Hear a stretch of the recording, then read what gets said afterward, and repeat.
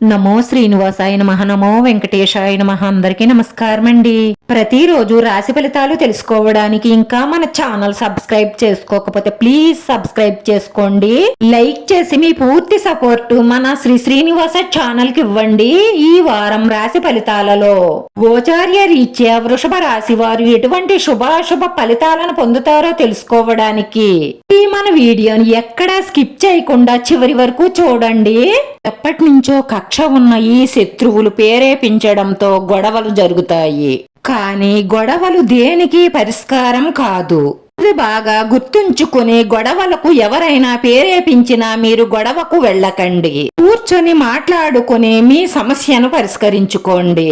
విఘ్నేశ్వర స్వామికి బెల్లాన్ని నివేదనగా సమర్పించి గరికతో పూజించడం వల్ల, సంకట వినాశన గణపతి స్తోత్రం పారాయణం చెయ్యడం వల్ల మీకు ఎటువంటి హాని జరగకుండా మంచి శుభ ఫలితాలు కలుగుతాయి. వ్యాపారంలో మంచి ప్రయోజనాలను పొందుతారు.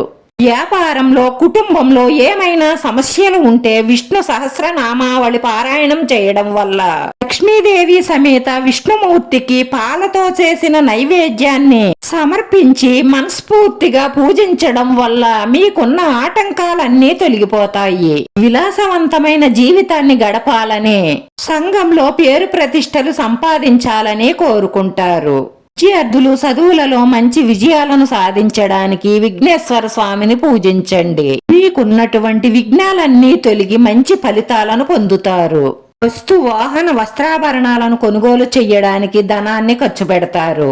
వాహనం నడిపేటప్పుడు జాగ్రత్తగా డ్రైవ్ చెయ్యండి.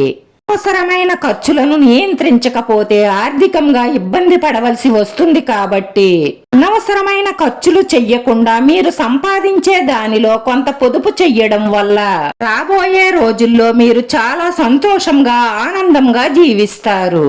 ఆరోగ్యం మధ్యస్థంగా ఉంటుంది. మీ భాగస్వామి ప్రవర్తన మీకు నచ్చలేనప్పుడు కోపాన్ని ప్రదర్శించకుండా హాస్యంతో, యుక్తితో, తెలివితేటలతో అక్కడున్న సమస్యని పరిష్కరించుకోవడం మంచిది. దానివల్ల మీ మధ్య ఉన్న భేదాభిప్రాయాలు తొలగిపోతాయి. మీ ఇద్దరి మధ్య ఉన్న ప్రేమ ఇంకా పెరుగుతుంది.